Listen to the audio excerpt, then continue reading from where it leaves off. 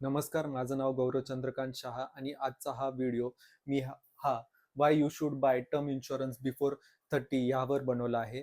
माझ्याकडनं एक चूक झाली आहे की मी 30 नंतर टर्म इन्शुरन्स काढला. मला वाटतं की माझे भाऊ-बहीण जे आहेत किंवा माझे फ्रेंड्स आहेत त्यांनी लवकर टर्म इन्शुरन्स काढावा. तर what is term insurance? Term insurance म्हणजे हा प्युअर लाईफ इन्शुरन्स आहे. ह्याचं बेनिफिट हे डेथ नंतरच भेटतं. ह्याच्यात असं हे सेव्हिंगचं प्रोडक्ट नाही किंवा मॅच्युरिटीचं प्रोडक्ट नाही की तुम्ही ठराविक वर्ष पैसे भरा आणि तुम्हाला ठराविक वर्षांनी एवढे पैसे भेटतील. हा एक प्युअर लाईफ इन्शुरन्स आहे जिथं बेनिफिट हे डेथ नंतरच भेटतात.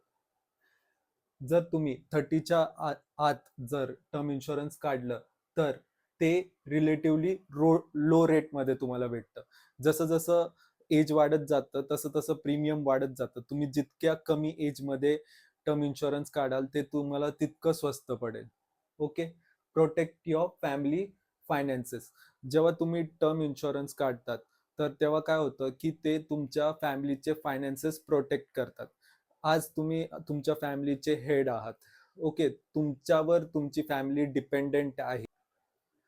Y young people delay? Young people का डिले करतात टर्म इन्शुरन्स काढण्यासाठी? सगळ्यात आधी आय एम हेल्दी. जसं मी 4-5 वर्षापूर्वी मला पण वाटत होतं की यार मी खूप हेल्दी आहे, मला आत्ता काही गरज नाही, आपण नंतर काढू. पण पोस्ट 30 काही ना काहीतरी आपल्याला हेल्थ इश्यूज व्हायला लागतात. तर जितक्या लवकर तुम्ही काढाल तितकं चांगलं राहील. परत तुम्ही टर्म इन्शुरन्स काढायला गेला तर तुमची मेडिकल होते. मेडिकलनुसार तुमचं प्रीमियम मेडिकल रिपोर्टनुसार एस्केलेट होतं. तर जितकं यंग काढाल आपण तितकं मेडिकल छान येण्याची प्रोबॅबिलिटी वाढते आणि तितकं प्रीमियम कमी येणार. आपण परत म्हणतो की अरे आज नको, आपण उद्या बाय करू, आपण 1 वर्षांनी बाय करू, आपण 2 वर्षांनी बाय करू. तसं न करता हे एक इमर्जन्सी नीड म्हणून आपण लवकरात लवकर काढलं पाहिजे. Instead of fancy vacation, instead of fancy car, हे ह्याला प्रायोरिटी द्यायला पाहिजे.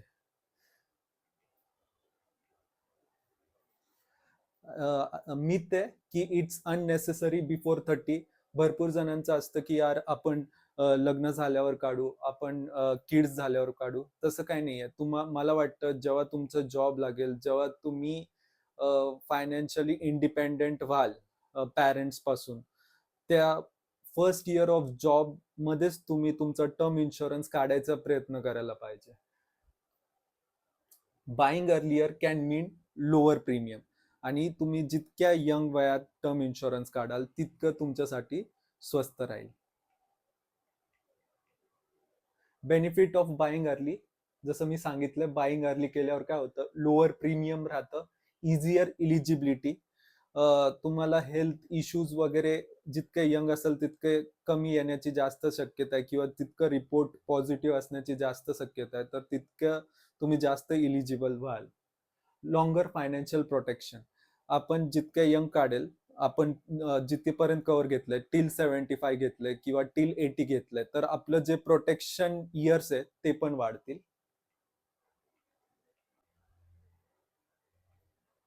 Health health matters. Medical condition can affect premium and eligibility. मी पण रिसेंटली एक टर्म इन्शुरन्स काढला आहे. तर माझं प्रीमियम हे 1 लाख रुपये होतं before health checkup. After health checkup ते 43,000नी जवळजवळ वाढवलं. मी माझं स्वतःचं पण टर्म इन्शुरन्स तुम्हाला दाखवणार आहे. तर हेल्थ मॅटर्स. जितकं यंग वयात तुम्ही काढाल तितकं तुमचं हेल्थ चांगलं असण्याची प्रोबॅबिलिटी जास्त असते किंवा तुम्हाला बीपी, शुगर असल्या गोष्टी असण्याची कमी शक्यता असते. जर तुम्ही यंग जितकं काढाल तितकं तुमच्यासाठी बेटर ठरतं किंवा तुमची हेल्थ ही जितकी चांगली असेल टर्म इन्शुरन्स काढताना तितकं तुमच्यासाठी चांगलं राहील. Family protection. Income replacement help love one meet future expenses.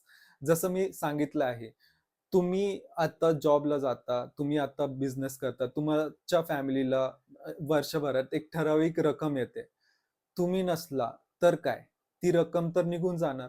तर त्याच्यासाठी काय असतं, तुम्ही टर्म इन्शुरन्स काढतात, 1 CR चा सपोज तुम्ही टर्म इन्शुरन्स काढला, तर ज्या वेळेस अनफॉर्च्युनेट इव्हेंटमध्ये तुम्ही नसाल, तर तुम्हाला 1 CR भेटतील. ते तुम्ही कुठल्या पण चांगल्या फायनान्शियल इन्स्ट्रुमेंटमध्ये ठेवून, सपोज एफ-डी मध्ये ठेवले, तर तुम्हाला 6% अराउंड इंटरेस्ट भेटतो. तुम्ही 1 CR एफ-डी मध्ये ठेवलं, तर तुमच्या फॅमिलीला ₹6,00,000 पर इयर तुम्ही नसताना पण भेटेल. तर हे एक इन्कम रिप्लेसमेंट होतं तुम्ही नसताना.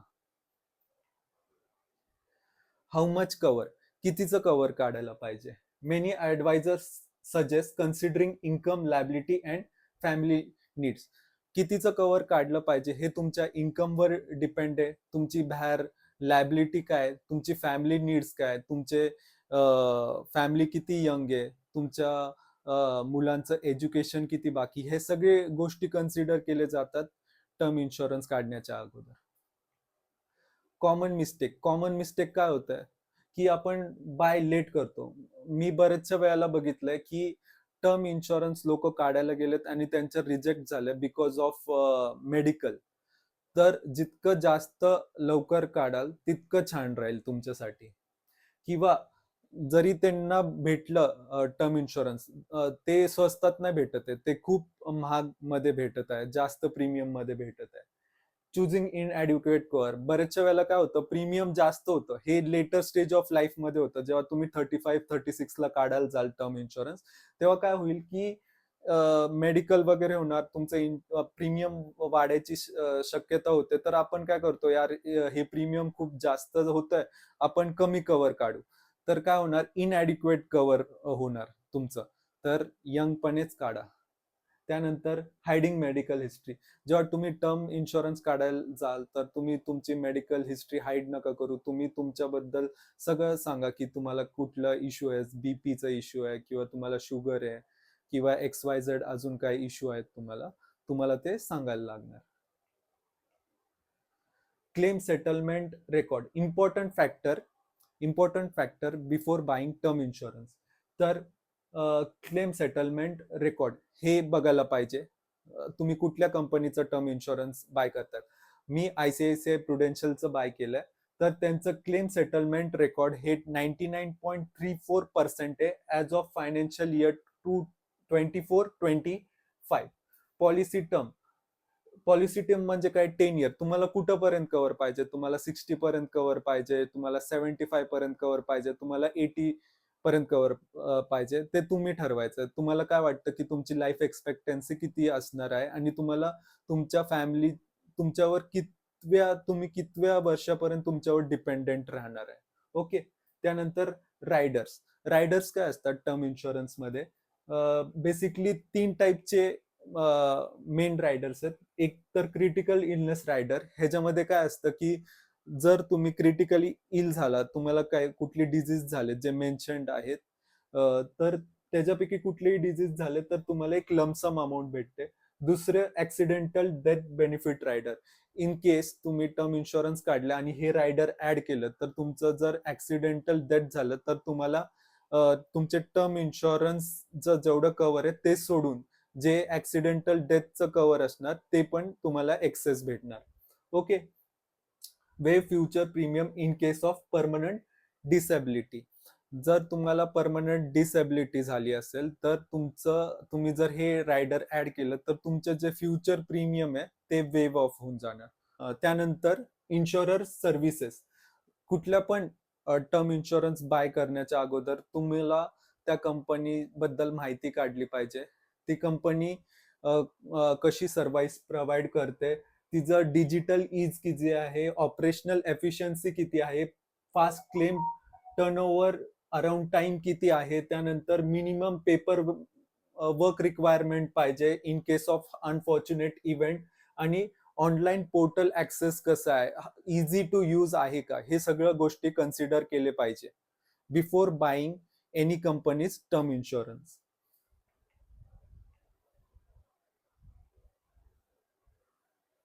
जसं मी सांगितलंय, 3 टाईपचे बेसिकली रायडर्स आहे मेन. त्यातलं क्रिटिकल इलनेस रायडर आहे, ऍक्सिडेंटल डेथ रायडर आहे, वेवर ऑफ प्रीमियम, जसं मी मागच्या स्लाइड मध्ये एक्सप्लेन केलं आहे. हू शुड बाय? कुणी बाय केलं पाहिजे? एनी वर्किंग प्रोफेशनल त्यांनी तर काढायलाच पाहिजे. त्यांच्यावर फॅमिली डिपेंडंट असते. त्यांनी तर काढलंच पाहिजे. त्यानंतर पॅरेंट्सनी काढायला पाहिजे, कारण तुमचे मुलं तुमच्यावर डिपेंडंट आहे up to certain age. In case त्या सर्टन एजच्या अगोदर तुम्हाला काय होतं, तर तुमची फॅमिली त्या टर्म इन्शुरन्सवर सर्व्हाइव्ह करेल आणि त्यांचे सगळे गरजा हे सॉल्व्ह होऊन जातील. त्यानंतर पीपल विल फायनान्शियल डिपेंडंट. तुमच्यावर कोण फायनान्शियली डिपेंडंट असेल, तर त्यांनी पण टर्म इन्शुरन्स काढलं पाहिजे. की टेक अवे ह्या सगळ्यातनं की टेक अवे काय, की स्टार्ट अर्ली, स्टे ऑनेस्ट. तुम्ही तुमचे प्रीमियम हे वेळेवर भरले पाहिजे आणि मेडिकल वेळेस ऑनेस्ट राहिलं पाहिजे. Review your need regularly. Suppose तुम्ही आज 25 एजचे आणि तुम्ही एक 1 CR टर्म काढलंय. तुम्ही 30 अराउंड झाला आणि तुम्हाला वाटतं की नाही, आता आपल्याला आपल्या गरजा वाढल्या, आपल्या फॅमिलीचे नीड्स वाढल्या, आपल्याला 1 CR टर्म इन्शुरन्स हा 2 CR करायला पाहिजे. तर तुम्ही तो करायला पाहिजे. बरेचसे लोक हे एस-आय-पी वगैरे स्टार्ट करतात. पण मी सजेस्ट करेल की एस-आय-पी करण्याच्या अगोदर सगळ्यात पहिलं तुमचं हेल्थ इन्शुरन्स पाहिजे. त्या हेल्थ इन्शुरन्स तुम्ही जर काढला असेल, त्याच्यानंतर तुमची सेकंड प्रायोरिटी ही टर्म इन्शुरन्स काढण्यावर पाहिजे आणि तुमची थर्ड प्रायोरिटी ही एस-आय-पी करण्यावर भर दिलं पाहिजे. काय होतं, आपण एस-आय-पी काढतो विदाऊट इन्शुरन्स, तर काय होणार, तुमच्या घरात कोण आजारी पडलं, तर तुम्ही तुमची सगळी एस-आय-पी मोडून ते हेल्थ साठी पैसे घालवणार. इन्स्टेड ऑफ दॅट तुम्हाला फर्स्ट हेल्थ इन्शुरन्स काढायला पाहिजे. ही तुमची फर्स्ट प्रायोरिटी पाहिजे. सेकंड प्रायोरिटी ही लाईफ इन्शुरन्स पाहिजे. सपोज तुम्ही लाईफ इन्शुरन्स किंवा टर्म इन्शुरन्स हा नाही काढलाय, तर काय होणार, तुम्ही जी अमाऊंट गोळा केली आहे, एफडीज मध्ये गोळा केली आहे किंवा एस-आय-पी मध्ये गोळा केली आहे, जेव्हा घरचा मेन माणूस जाणार, तुम्ही ते पैसे यूज करणार तुमच्या गरजा भागवण्यासाठी. तर तुमची सेकंड प्रायोरिटी ही लाईफ इन्शुरन्स काढण्यावर पाहिजे आणि तुमची थर्ड प्रायोरिटी ही सेव्हिंग्सवर पाहिजे. Without saving nothing happens in life. तुम्हाला सेव्हिंग खूप गरजेचं आहे तुमच्या ओल्ड एजसाठी. तर ह्या 3 गोष्टी तुम्ही नक्की करा. ही माझी स्वतःची पॉलिसी आहे, जी मी 10th ऑफ जुलैला काढली. हा माझा लाईफचा एक प्राउडेस्ट मोमेंट होता. माझं हेल्थ इन्शुरन्स आहे, माझं लाईफ इन्शुरन्स आहे, माझे एस-आय-पी स्टार्ट आहे. मी काही गोष्ट दुसऱ्यांना सांगतो, तर मी ही स्वतः फॉलो करायला पाहिजे, हे मी बिलीव्ह करतो. सो माझं जे लाईफ इन्शुरन्स कव्हर आहे, ते 1,13,00,000 आहे. मी 10 जुलै रिसेंटमध्येच काढलेलं आहे. माझं कव्हर 2069 पर्यंत आहे. मी 75 पर्यंत कव्हर घेतलेलं आहे. अँड हे जे प्रीमियम आहे तुम्हाला दिसतंय 1,43,000, तर मी लिमिटेड पे ऑप्शन घेतलाय. मी प्रीमियम फक्त 5 इयर्स, पुढच्या 5 इयर्स भरणार आहे आणि माझं कव्हर 75 पर्यंत असणार आहे. ह्याला लिमिटेड पे ऑप्शन म्हणतात. जर तुम्हाला रेग्युलर पे करायचंय, की तुम्हाला दरवर्षी प्रत्येक वर्षी एक अमाउंट भरायची आहे अप टू युअर डेथ, तर तुम्ही ते पण चूज करू शकता. पण मला ते कटकट नको हवी होती, की मला लाईफ टाईम भरायचं किंवा मला ते बर्डन नको हवं होतं, की मला ते लाईफ टाईम भरायचं. So I choose 5 paying in 5 years option. तर before medical my premium was around 1 lakh. After medical माझं प्रीमियम हे 43,758 रुपीजने वाढलं. तर तेच मी सांगत होतो, तुम्ही जितक्या यंग काढाल, तुम्हाला प्रीमियम तितकं कमी येईल, तुमचे मेडिकल तितकी छान येईल आणि तुमचं प्रीमियम तितकं कमी होईल. सो माझी ही कळकळीने विनंती आहे, की तुम्ही लवकरात लवकर टर्म इन्शुरन्स काढा. अ, जसं मी टर्म इन्शुरन्स एक्सप्लेन करताना रायडर म्हणून एक्सप्लेन केलेलं, तसं माझं ॲक्सिडेंटल रायडर मी कव्हर केलं आहे. In case of accidental death my family will get around 50 lakhs rupees. तो मी हे रायडर ॲड केलं आहे माझ्या टर्म इन्शुरन्समध्ये. सो मला कॉन्टॅक्ट करा, तुम्हाला जर टर्म इन्शुरन्स काढायचा असेल. मी फुल ऑन तुम्हाला गायडन्स देईल. तुमची सगळं रिव्ह्यू करेल. सगळ्या गोष्टीमध्ये मी तुमच्या सोबत राहील. Thank you.